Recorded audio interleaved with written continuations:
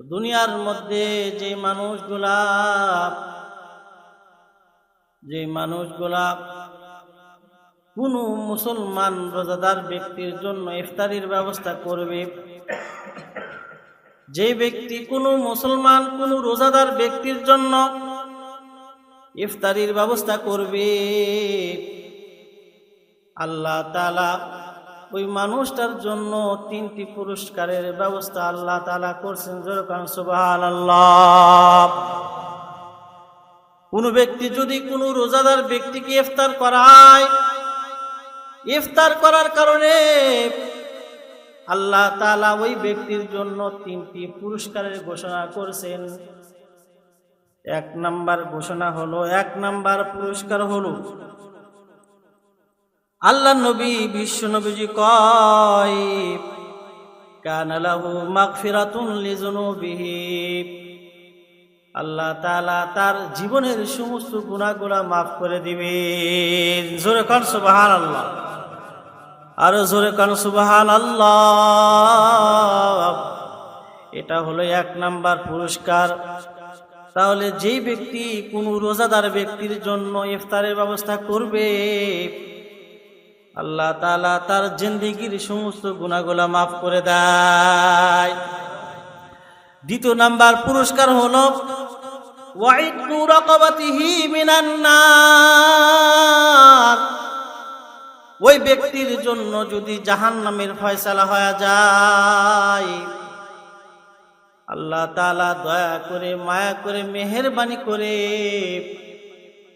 ওই জাহান্নাম থেকে মুক্ত করে আল্লাহ তাআলা তাকে জান্নাতের মেহমান বানায় দেয়। জোরে কান সুবহানাল্লাহ, আর জোরে জোরে কান সুবহানাল্লাহ। আজকের আলোচনার আলোচ্য বস্তু মওযু হলো রোজাদার ব্যক্তিকে ইফতার করানোর ফজিলত। রোজাদার ব্যক্তিকে ইফতার করালে তার ফজিলত, এই সংক্রান্ত আলোচনা। এই মাসটা খুবই একটা গুরুত্বপূর্ণ মাস। 12টি মাসের মধ্যে রমাদানুল মুবারক খুবই গুরুত্বপূর্ণ একটি মাস। এই মাসের মধ্যেই আল্লাহ তাআলা কোরআনে হাকিমকে নাজিল করেছেন। কোরআন এমন একটা গ্রন্থ, এমন একটা কিতাব, যে কোরআনের সাথে যার স্পর্শ হয় সেটাই দামি হয়ে যায়। আল্লাহ তাআলা এই মাস রমাদানুল মুবারকের মধ্যে এই কোরআন নাজিল করেছেন।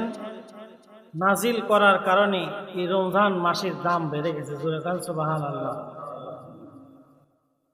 সামান্য একটু কাপড়ের টুকরা যেটা আমরা এখানে সেখানে ফেলে রাখি কিনা, কিন্তু এই কাপড়ের টুকরা যখন কোরআনের সাথে স্পর্শ হয়, কোরআনের জুজদার বানায় লয়, ওই সময় এই কাপড়ের দামটা বেড়ে যায়। আপনারা কোথাও দেখছেন সেই কাপড়কে কেউ ফেলে দেয়? কেউ দেখছেন? আমার মনে হয় কেউ যদি ফেলেও দেয় তাহলে এমন কোনো কথা নাই যে ধরনের কথা ভালো কথা হবে না, বরং তাকে গালি দিবে, বকা দিবে। মুসলমানের বাচ্চা হয়, তুমি এই কাজটা কেমন করে করতে পারলা? আসলে এই জুজদানের এই কাপড়ের দাম ছিল না। যখন কোরআনের সাথে স্পর্শ হয়ে গেছে তার দাম বেড়ে গেছে। অনুরূপভাবে আমার আপনার কোনো কিছু দাম নাই। আমিও মানুষ, আপনিও মানুষ। হাফেজে কোরআন যারা আছে তারাও মানুষ, কিন্তু যখন তাদের সাথে তাদের সিনার মধ্যে কোরআন ঢুকছে তো মানুষ তাহাকে মহব্বত করা শুরু করে দিয়েছে। সুবহানাল্লাহ। তাহলে সবাই মানুষ, সব মানুষের তুলনায় যারা হাফেজে কোরআন তাদেরকে একটি মানুষ কি করে? বেশি মহব্বত করে কিনা? কেন? তাদের সিনার মধ্যে কি আছে? 30 পারা কোরআন আছে, সেই কারণে তাদেরকে মহব্বত করে। তো আল্লাহ তাআলা এই কোরআনকে এই পবিত্র মাহে রমাদানুল মুবারকের মধ্যে আল্লাহ তাআলা নাজিল করেছেন। এই কোরআনের আল্লাহ তাআলা বলেছেন শাহরু রমাদান আল্লাযী উনজিলা ফীহিল কুরআন হুদাল লিন-নাস ওয়া বায়্যিনাতিন মিনাল হুদা ওয়াল ফুরকান ফামান শাহিদা মিনকুমুশ শাহরা ফালইয়াসুম।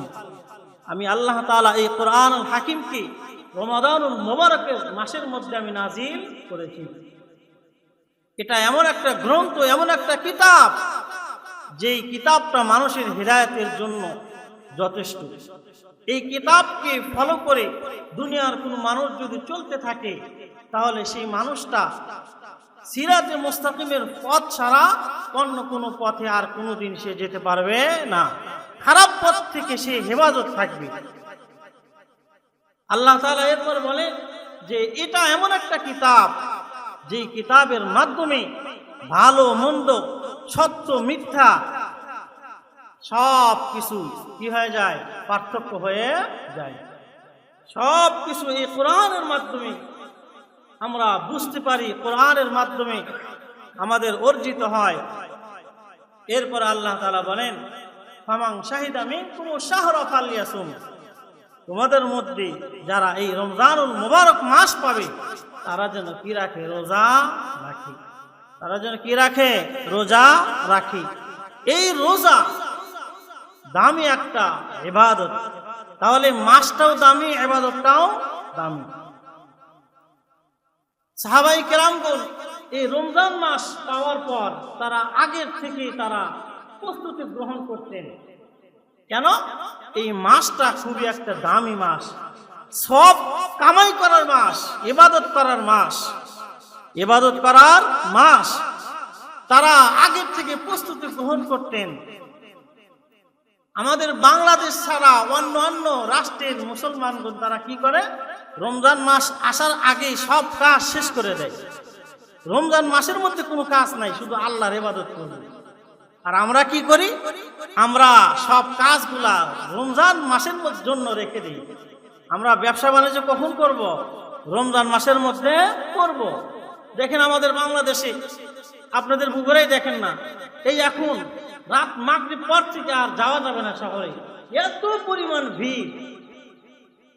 তারা মার্কেটে যাওয়া শুরু করেছে, অথচ এই মাসটা হলো ইবাদতের মাস, সব কামানোর মাস।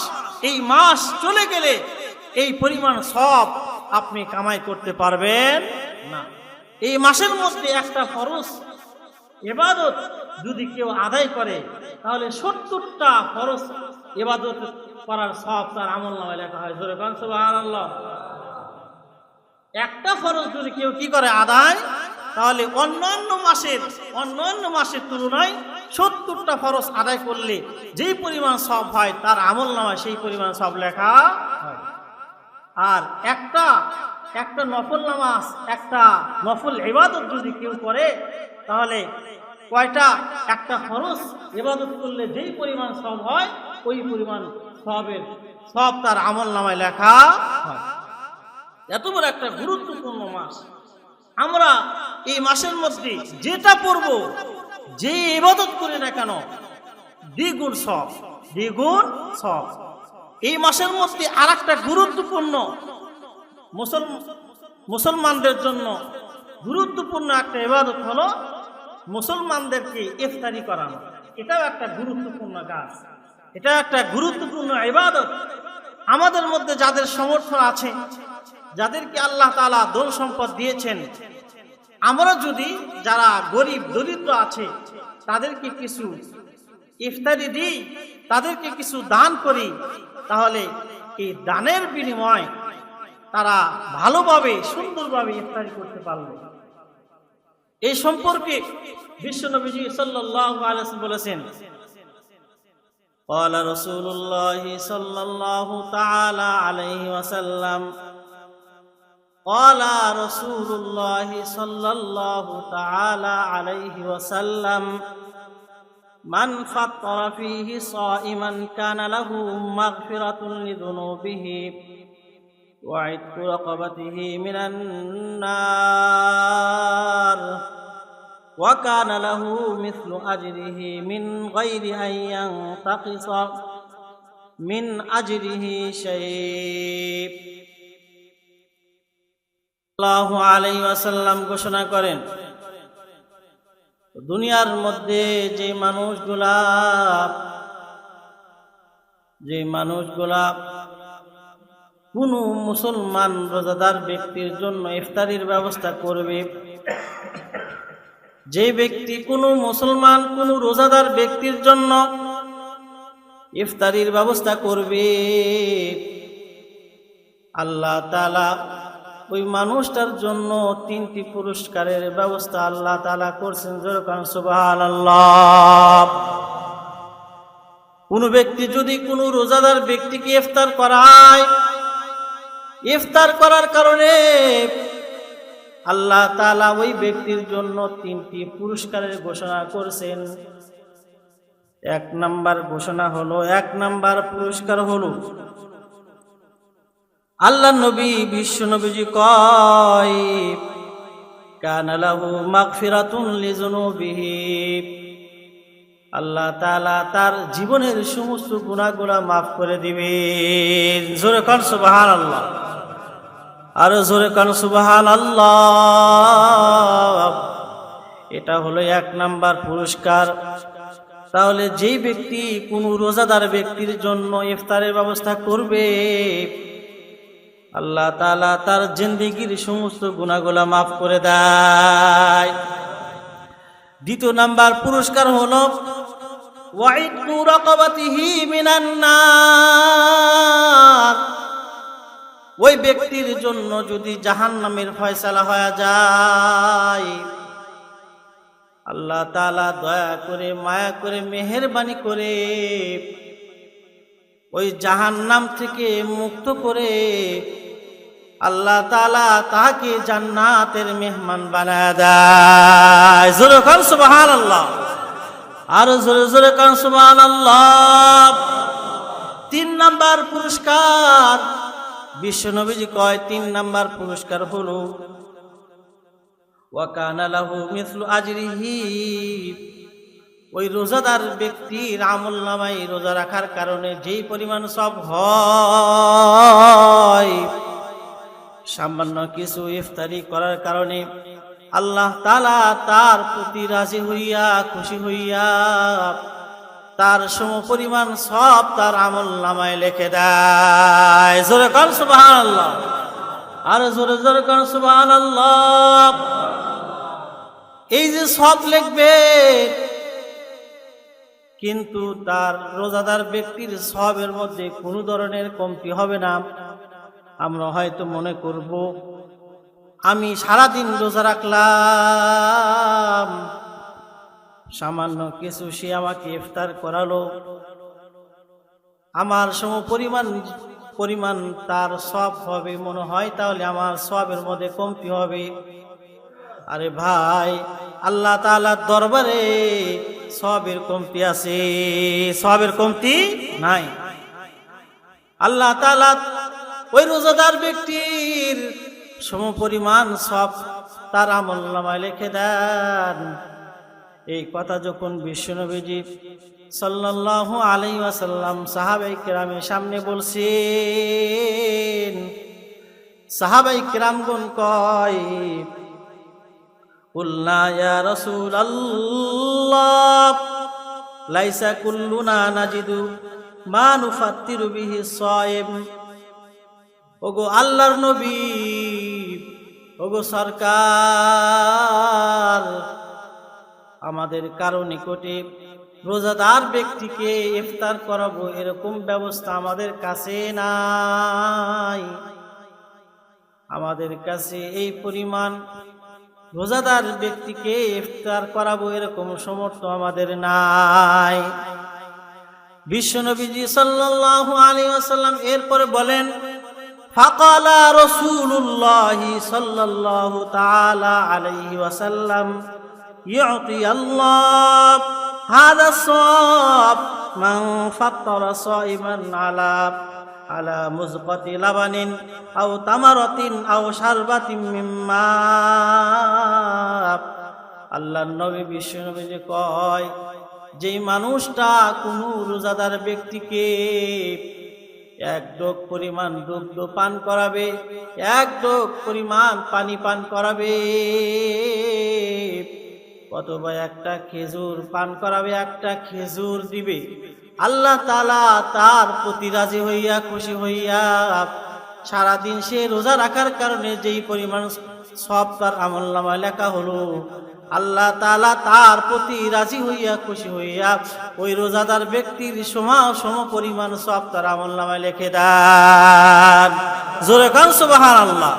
সামান্য কিছু দুধ, এক ডোক দুধ, এক ডোক পানি, একটা খেজুর যদি কেউ রোজাদার ব্যক্তিকে দান করে, তার সম পরিমাণ সব আল্লাহ তাআলা তার আমলনামায় লিখে। সুবহানাল্লাহ। বাড়ি থেকে বলেন সুবহানাল্লাহ জোরে কর। সামান্য একটা খেজুরের বিনিময় সারাদিন কষ্ট করে আমি রোজা রাখলাম, আর একটা খেজুর দেওয়ার কারণে ওই পরিমাণ সব আপনার আমলনামায় আল্লাহ তাআলা লিখে দিলেন। এত বড় একটা নিয়ামত, এই নিয়ামত রমজান মাস চলে গেলে আর পাওয়া যাবে?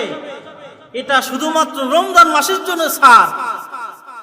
এই ইবাদত কামানো, এই ইবাদত করার মাধ্যমে সব কামানো, এটা রমজান মাসেই হবে। রমজান মাস ছাড়া অন্য কোনো মাসে হবে। অনুরূপভাবে বিশ্বনবীজি সাল্লাল্লাহু আলাইহি ওয়াসাল্লাম বলছেন যে কোনো মানুষ যদি, দুনিয়ার কোনো মানুষ যদি কোনো রোজাদার ব্যক্তিকে তৃপ্তি সহকারে খানা খাওয়ায়, আল্লাহ নবী বিশ্বনবীজি কয় আমার হাউজে কাউসারের মাধ্যমে তাকে এমন শরবত পান করাবেন, জান্নাতে ঢোকার আগ পর্যন্ত, তো জান্নাতে ঢোকার আগ পর্যন্ত ওই মানুষটার জিন্দেগি কোনোদিন তার পিপাসা লাগবে। সুবহানাল্লাহ জোরে কর, আরো জোরে কর সুবহানাল্লাহ। তাহলে আমাদের এটা কর্তব্য, আমাদের যাদের সামর্থ্য আছে, আমার পাড়া প্রতিবেশী অনেকে আছে যারা ইফতার করার মতো কিছু নাই, আছে না নাই? সবাই কি ধনী? সবাই ধনী? সবার ব্যবস্থা আছে? নাই, সবার সামর্থ্য নাই। তাহলে আমার আপনার কর্তব্য হলো যাদের নাই তাদেরকে কিছু দেওয়া, তাদেরকে কিছু দেওয়া। কমপক্ষে হলো আমাদের মসজিদে ইফতারের আয়োজন করা হয়েছে, এখানেও যদি কিছু দিয়েও যদি শরীক হতে পারি, আল্লাহ তাআলা এর মাধ্যমে হলেও আমাকে আপনাকে জাহান্নামের আগুন থেকে বাঁচাতে পারে কি পারে না? পারে কি পারে না? তাহলে আমরা যারা এখনো নাম লেখাইনি, নামটা আজকে লিখে দেব। নামটা আজকে কি করে দেব? এত ফজিলত, এই পরিমাণ ফজিলত রমজান মাস চলে গেলে আর পাওয়া যাবে না।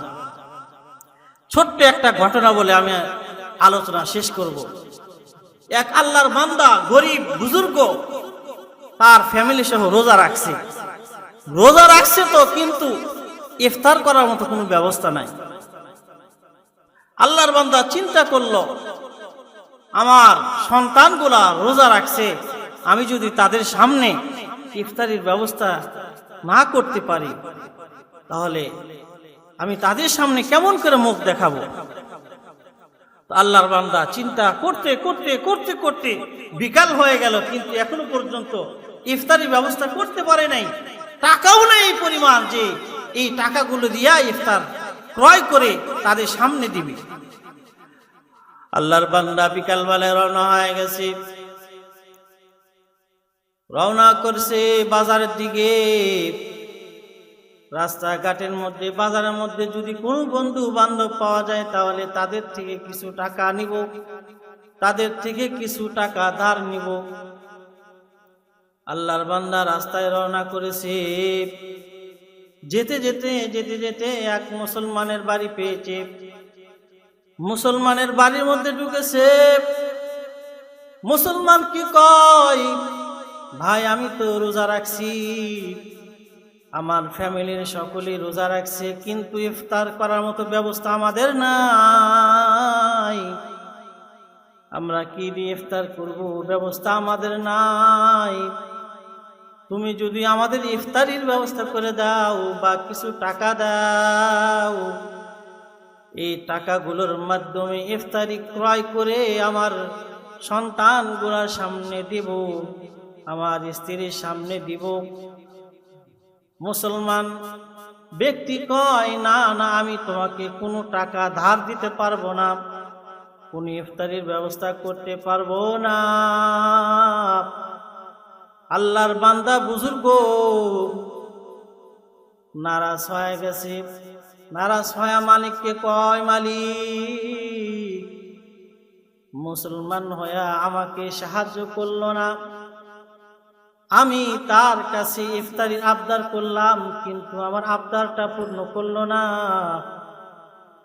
মালিক গো, তোমার পথ ছাড়া, তুমি ছাড়া আমার আর কেউ ব্যবস্থা করতে পারবে না। এখন তো এরকম হয়ে গেছে, একজন মুসলমান আর একজন মুসলমানকে সাহায্য করতে চায় না, অথচ আমরা ইহুদি খ্রিস্টানকে সাহায্য করি। মুসলমানের সাথে বন্ধুত্ব করবে, কিন্তু এখন উল্টা হয়ে গেছে, মুসলমান হইয়া কাফেরের সাথে সম্পর্ক করে। আল্লাহর বান্দা আল্লাহর কাছে কয়, মালিক আমি মুসলমানের কাছে ইফতারি চাইলাম, কিছু টাকা ধার চাইলাম, কিন্তু আমাকে দিল না। আল্লাহ, আপনার পথ ছাড়া, আপনি ছাড়া আমার আর সাহায্য করার মতো কেউ নাই। দয়া করে মেহেরবানি করে আপনি আমাদের ইফতারি ব্যবস্থা করে দেন। চিন্তা লইয়া হাঁটতেছে, হাঁটতে হাঁটতে এক বেদুইনের সাথে সাক্ষাৎ হয়ে গেছে। বেদুইন কয়, ভাই তোমার কি হয়ে গেছে? তোমার চেহারার মধ্যে চিন্তার ছাপ দেখা যায়। আল্লাহর বান্দা বুজুর্গ কয়, ভাই তোমাকে তো এই কথাগুলো বলে কোনো লাভ নাই, কারণ হলো তুমি হলে বেদুইন, তুমি মুসলমান না, তোমাকে বলে কোনো লাভ নাই। ওই বেদুইন কয়, ভাই আমার কাছে খুলে বলো, আমি যদি তোমাকে কিছু দিয়ে সাহায্য করতে পারি করব। আল্লাহর বান্দা বুজুর্গ বেদুইনকে বলেছে, আমার ফ্যামিলির সকলে রোজা রাখছে, কিন্তু ইফতারি করার মতো কোনো ব্যবস্থা নাই। এই তো কিছুক্ষণ পর আজান দিয়ে দিবে, সময় শেষ হয়ে যাবে, কিন্তু ইফতারি এখন আমি ব্যবস্থা করতে পারি নাই। বেদুইন কয়, ভাই তুমি যদি চাও তাহলে আমি তোমার ইফতারির ব্যবস্থা করে দিব এবং তোমাকে কিছু টাকা দিয়ে দিব, এইগুলো আমাকে দিতে হবে না, তোমাকে আর দেওয়া লাগবে না। এইগুলা লইয়া তুমি তোমার ফ্যামিলির সকলের জন্য ইফতারি ব্যবস্থা করো। আল্লাহর বান্দা বেদুইন ওই আল্লাহর বান্দা বুজুর্গকে কিছু টাকা দিয়েছে, ইফতারির ব্যবস্থা করে দিয়েছে। আল্লাহর বান্দা ইফতারি লইয়া বাড়িতে আসছে। ওই সামগ্রীগুলার মাধ্যমে আল্লাহর বান্দা বুজুর্গ তার ফ্যামিলি সহ ইফতারি করছে। এইদিকে যে মুসলমান আল্লাহর বান্দা বুজুর্গকে ইফতার দিল না, ওই মুসলমান বান্দাটা, মুসলমান মানুষটা রাতের বেলায় ঘুমিয়ে পড়ছে। রাতের বেলায় ঘুমানোর পর স্বপ্নের মধ্যে দেখে কিয়ামত সংগঠিত হয়ে গেছে। কিয়ামত সংগঠিত হওয়ার পর সূর্যের তাপ সহ্য করা যায় না। মানুষগুলা বলে, আমাকে বাঁচাও, আমাকে বাঁচাও, আমাকে বাঁচাও, জাহান্নামের আগুন আমরা সহ্য করতে পারি না। আল্লাহর বান্দা সূর্যের তাপে সহ্য করতে পারে না, জাহান্নামের আগুনের এত ভয়াবহতা সহ্য করতে পারে না।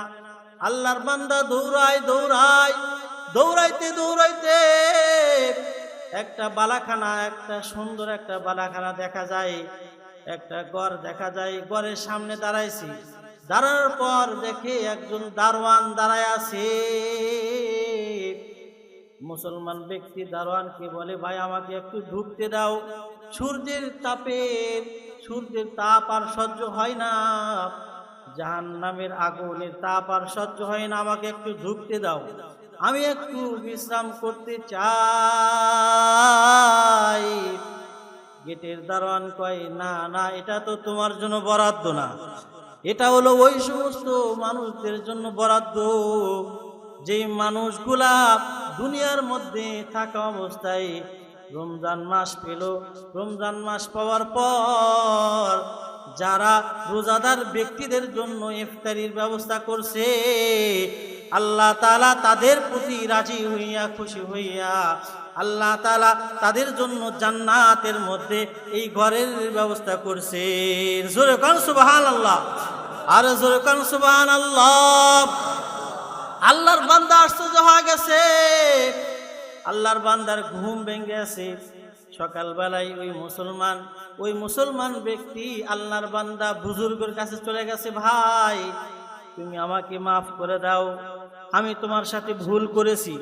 আল্লাহর বান্দা বুজুর্গ কয়, আমি তো তোমার জন্য কিছু করি নাই। আল্লাহর বান্দা মুসলমান ব্যক্তি কয়, তাহলে তোমাকে এই ইফতারি করার জন্য এই টাকাগুলা কে দিল? আল্লাহর বান্দা বুজুর্গ কয়, অমুক বেদুইন আমাকে এই টাকাগুলা দিয়েছে, এই টাকাগুলার মাধ্যমে ইফতারি করেছি, আমার ফ্যামিলির জন্য ইফতারি ব্যবস্থা করছি। মুসলমান ব্যক্তি ওই বেদুইন ব্যক্তির নিকটে চলে গেছে, চলে যাওয়ার পর কয়, ও ভাই তুমি আমার প্রতি দয়া করো, অনুগ্রহ করো, তুমি ওই ব্যক্তির জন্য, ওই আল্লাহর বান্দা বুজুর্গের জন্য যে টাকাগুলা তুমি দিয়েছো এর ডবল টাকা আমি তোমাকে দিয়ে দিব, কিন্তু তুমি এই টাকাগুলার যে সব হয়েছে, এই টাকাগুলার মাধ্যমে যেই বালাখানা তুমি পাইছো, দয়া করে মেহেরবানি করে ওই বালাখানা আমাকে তুমি দিয়ে দাও, যত টাকা লাগে তোমাকে আমি দেব। বেদুইন কয়, না না, এটা আমি দিতে কখনো রাজি না, কখনো রাজি হব না, আমি তোমাকে দেব না।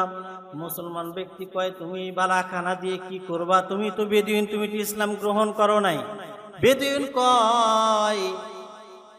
কয়, যখন আমি রাত্রিবেলায় ঘুমাইছি, ঘুমানোর পর আল্লাহর পক্ষ থেকে কিছু ফেরেশতা আসছে, ফেরেশতা আসিয়া আমাকে মুসলমান বানায় চলে গেছে।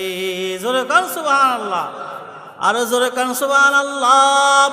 তাহলে বলার উদ্দেশ্য হলো, সামান্য কিছু ইফতারির ব্যবস্থা করার কারণে আল্লাহ তাআলা তার জন্য জান্নাতের মধ্যে একটা বালাখানা তৈরি করছে। ও মুসলমান ভাই, সেই কারণে আমাদের যাদের সমর্থন আছে, যারা গরিব গুরবা আছে, তাদের জন্য আমি আপনি যদি ব্যবস্থা করি, আল্লাহ তাআলা আমাদের জন্য জান্নাতের মধ্যে ঘর বানাইবে। তাহলে চেষ্টা করবেন তো ইনশাআল্লাহ। কমাস কম মসজিদের মধ্যে ইফতারের ব্যবস্থা হচ্ছে, এটার কারণে আপনি যদি মসজিদে দেন তাহলে দুইটা সব বেশি পাবেন। কেন? এই অনেক মানুষ এরকম আছে যারা ইফতারের উসিলা করে কমপক্ষে তারা মাগরিবের নামাজটা পড়লো, এই মানুষটা নামাজটাও অনেক সময় নাও পড়তে পারত, ইফতারির কারণে মসজিদে এসে ইফতারি করলো, নামাজটাও পড়লো, তাহলে ডবল সব হলো কিনা? সেই কারণে মসজিদের মধ্যে যেহেতু এই ইফতারি ব্যবস্থা হয়েছে, আমাদের যাদের সমর্থন আছে আমরা একটু কি করব? ইফতারি ব্যবস্থা করব। আল্লাহ তাআলা আমাদের সকলকে এই কথাগুলোর মানার মতো তৌফিক দান করুক। ওয়া আখিরু দাওয়ানা আনিল হামদুলিল্লাহি রাব্বিল আলামিন।